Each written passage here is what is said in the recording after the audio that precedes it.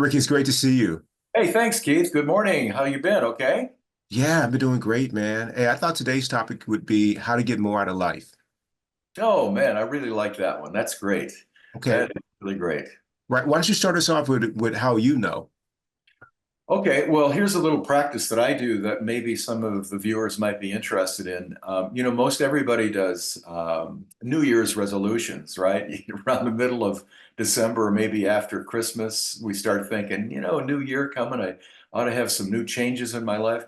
I don't do that. I used to, but for the last maybe 15 or 20 years, I've decided to do that on my birthday because it's more Mhm. sensible to me, right? You're 1 year older, you're about to start a new year or new decade. And it's time for me personally to decide what I've done well that I like and what I've done not so well that I want to change and improve. So every birthday, I look at 10 things, but I'm only going to talk to you about five today. I look at 10 things that I'm interested in changing about myself or checking in with myself about. So I think the first thing is, and this is really obvious, but people don't do it. I certainly didn't. And that is, I have to decide. I'm deciding right now that I want to get more out of life. Now, Mhm. people don't do that. I didn't. Normally, I was involved in the shuffle of everyday living that was so taxing and so jam-packed with things that, you kept living your life, living your life, living your life, and it's on autopilot. Well, sometimes it just wears you down. And the great thing about doing this reflection on your birthday is to first begin by deciding, hey, I want more out of life. I want more out of life. I don't hate my life. I just want more out of it. So the first step for me every birthday is just to make that recommitment to myself.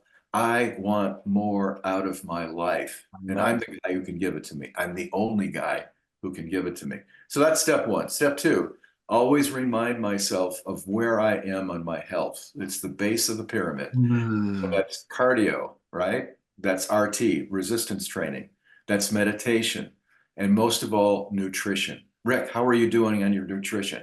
You're still eating ice cream. I saw that you had some ice cream. I know you had two beers. You know, and so my point is the idea, not to be completely humorless about it, but to be strict with myself so that I'm reaffirming two things, commitment to health and the discipline necessary to do it. The Yes. discipline is key.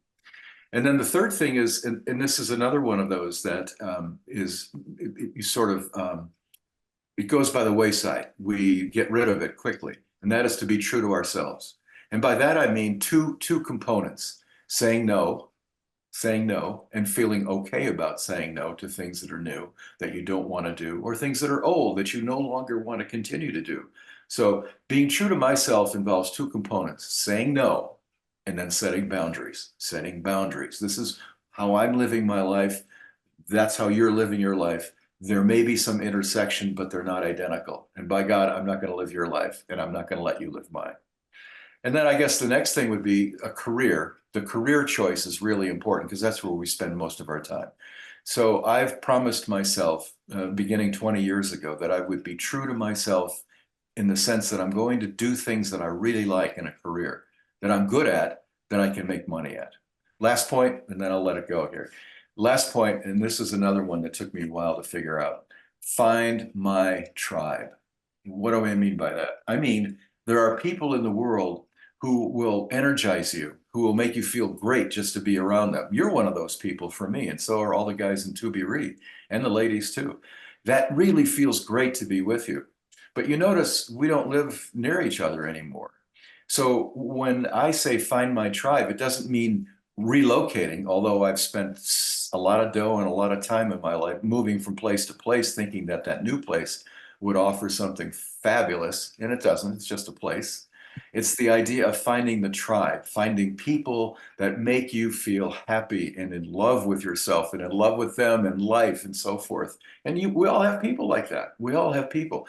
And when you get them, you always keep them in your life. And so that can be across the miles, cities many miles away, friends in other places across the globe. And most important and overlooked, my tribe includes lots of dead authors, lots of guys and ladies who have died, who I can pick up their books and read, and they come alive to me. Marcus Aurelius, Seneca, Hemingway, Mark Twain, Dorothy Parker, people that I feel I can communicate with, even though it's a one-sided conversation, me reading their lines. That's really, really good, important facts for me. Anyway, those are five of mine, Keith. What do you think? Man, I can't add to them, man. I love all of them. I mean, I find myself practicing all of them from, the meditation and having that time to really uh disidentify with the mind and the ego to really be centered.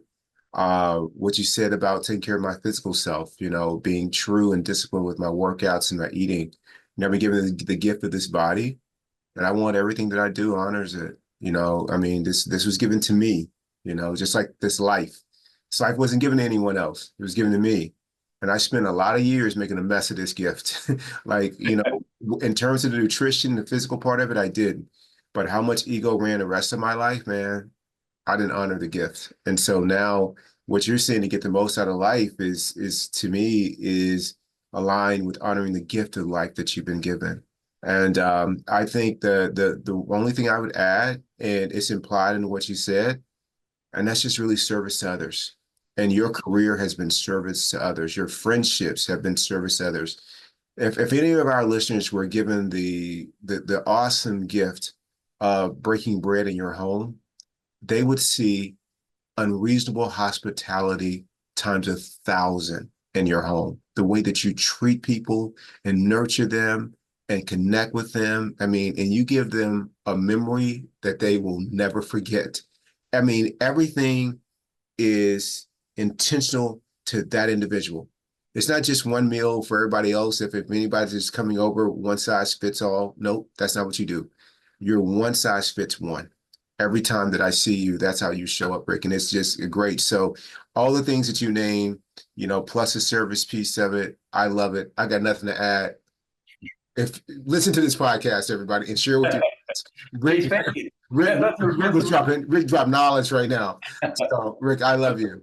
I love you, man. Thank you for those kind words. That means a lot. Yeah, it means a Sure. lot. That's my intention too, is to make people feel my love for them. That's really critical to me now that I'm older, especially.